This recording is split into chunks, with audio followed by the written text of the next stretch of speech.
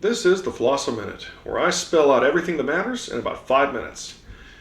I'm sure you've heard the news that Donald Trump is currently president of the United States. And I'm sure you've heard a lot of news about how that is the worst thing to ever happen in all of human existence. Or it's the best thing to happen in all of human existence because he's fighting the Democrats. Either way, why are we getting this? Why are we getting this endless barrage of news? Why? It doesn't affect our day-to-day life, truthfully. Most of it is worthless in terms of what it actually does in our day-to-day. Well, the reason why, it goes back to the political nature of humanity. For thousands of years, we have had kings. They've been by other. The dictator has been by other names: king, emperor, pharaoh. Some kings today are called president. What it was one person decides what happens, and everybody goes out and does it, or faces very bad consequences that can often involve them getting killed. The reason kings have been a thing is because it ties back to human nature.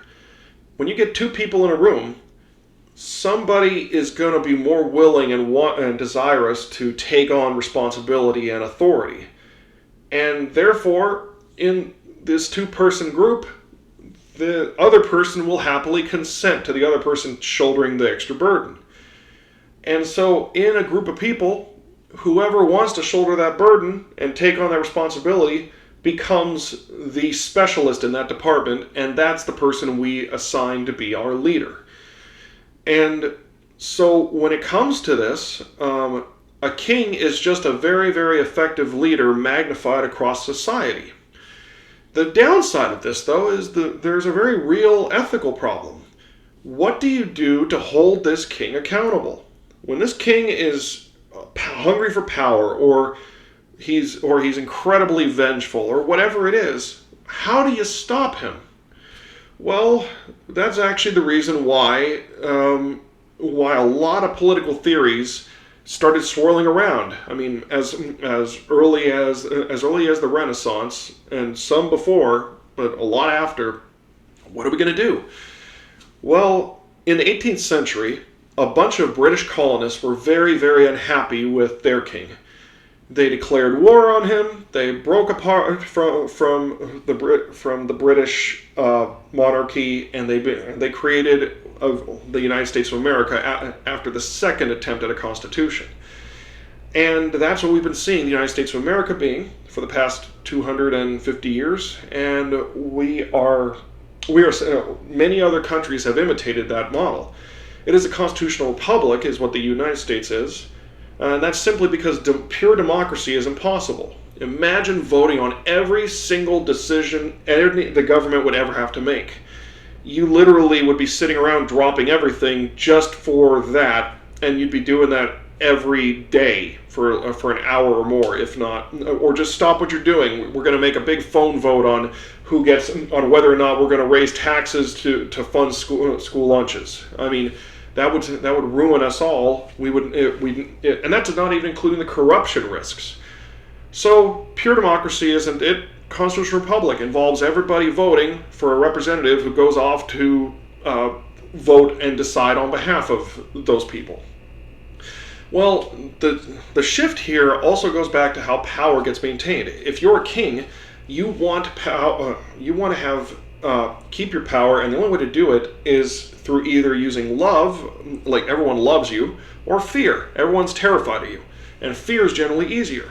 So that means more military presence, or be incredibly public with your executions, or there's a lot of ways. When you are an elected official, though, you don't want people to be afraid of you because they got to vote for you. So to get them to vote for you, you have to get everybody to be afraid of what happens if you don't get voted, meaning the opposition. So Donald Trump is literally going to destroy all of human existence. That is what every Democrat journalist group will ever say. Donald Trump is stopping the Democrats from destroying all of human existence. That is what every Republican journalist organization is saying. Now, there is something to be positive about in all this. Now, firstly, we are essentially in a golden age of our opinion actually matters. If you don't like something, that popularity contest happening every 2 years directly affects who's in power, at least assuming that the vote is legitimate. And that means that they care about your opinion, at least for that vote. So paying attention to the fact that they want that opinion means that you can make decisions that reflect on that. But secondly, in the last 20, 30 years, we have completely revolutionized media presentation. Some guy with a camera here can publish all of what he wants to say. Somebody with a blog, they can publish essays and write them out. We have the ability to share information in ways that we've never seen before across thousands of written history. So we should be taking advantage of that. Because if we don't take advantage of it, then it's very easy for a dictator, someone wanting to be a dictator, to come in and slip away, taking away some of that power. Because if we don't use it, well, who's going to miss it?